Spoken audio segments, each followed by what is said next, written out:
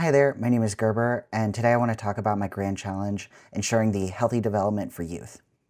So, so according to the UCNF report of child well-being, youth mental health, physical health, and skill levels are incredibly low compared to other wealthy nations.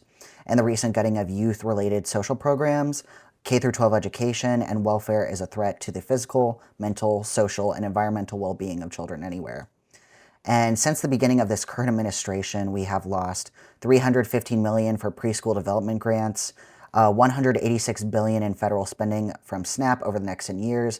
And these cuts to SNAP means that families across the U.S. could lose anywhere from 72 to 231 per month in support. We also seen $31 billion cuts to the U.S. Department of Health and Human Services, which means mandatory cuts to Medicaid and Medicare. And last, there is a proposed 15% funding cut to the Department of Education for the 2026 fiscal year after Trump tried to sign an executive order to close that department.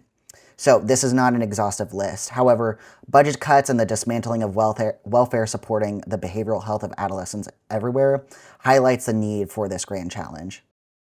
Okay, so let's look at this definition for this grand challenge. So ensuring the healthy development for all youth is defined as reducing the prevalence of behavioral health problems in young people from birth to ages 24 by 20% within a decade.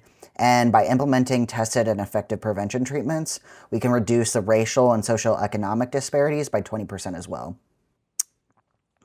Okay, so let's discuss prevention more in depth to understand what comprehensive prevention looks like. So there are three levels of prevention: primary, secondary, and tertiary. Primary is what you normally think of. It's to prevent the onset of health problems by promoting wellness and reducing risk factors. So secondary involves detecting and intervening in early progression of health problems. And tertiary involves managing and reducing the impact of pre-existing health problems. So by defining prevention this way, we ensure that no child is left behind in this goal, and providing primary prevention to youth who are already dealing with behavioral issues, leave children and adolescents without coping skills or treatment to deal with their specific issues. These prevention efforts can broaden the scope of y'all's eventual presentation and papers when you merge your social work interests of choice with this grand challenge. Okay, so this goal is also important on a micro, meso, and macro level. On a micro level, you could talk about services that work with youth one-on-one, or even families with children who have behavioral issues. And on a meso level, you could talk about larger organizations or services that work with multiple youth in their community. This could be services implemented in schools, religious organizations, or even at local events. And then last, on a micro level, you can focus on statewide or federal funded programs, or even legislation that has worked before to help with children with behavioral problems.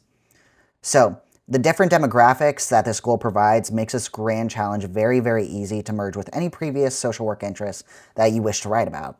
And there are many ways to go about this, so get creative. And continuing on, I want to talk a bit about my old employment with hashtag I Can End the Trend, which fell under UK's Prevent Alliance.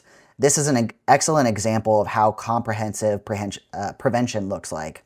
So our team focused on the prevention of tobacco use in adolescents, as since 2024, about 1 out of 5 high school students in Kentucky used e-cigarettes. And so for those located in Kentucky, you can see why this happens. We have vape shops all around campus, and they're minutes away from schools.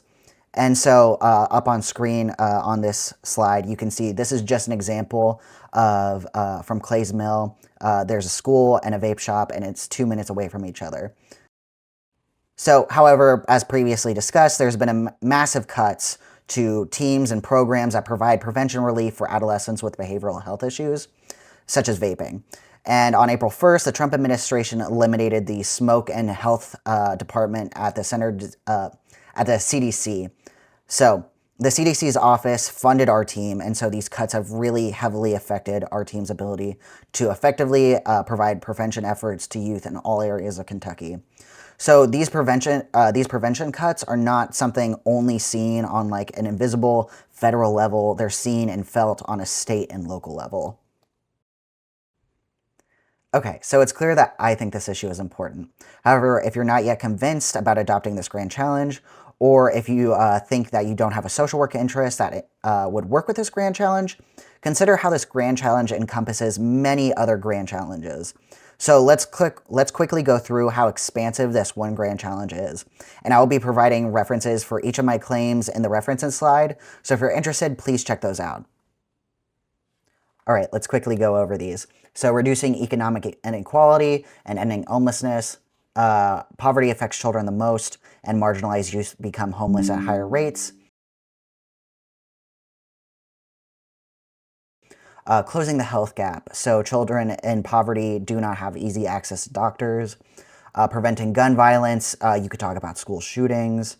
Building financial capability. So skill building must start early with that. Then we have advanced long productive lives, skill building such as prevention and cessation with tobacco, so making sure that they see those resources early. Eradicating social isolation, so welfare programs and sports allow youth to connect with each other. You can also consider preschools. They help build with skill building and coping mechanisms. Building healthy relationships and violence. Youth that witness aggressive behaviors are prone to mimicking it later in life. And then environmental change, so exposure to pollution on infants or developing children can affect their behavior long term. So if you're interested in any of these grand challenges, the good news is that by selecting this grand challenge, you can focus on other grand challenges or other social work areas that you're interested in. Just remember, the changes that social workers want to see in their lifetime starts with kids. Thank you.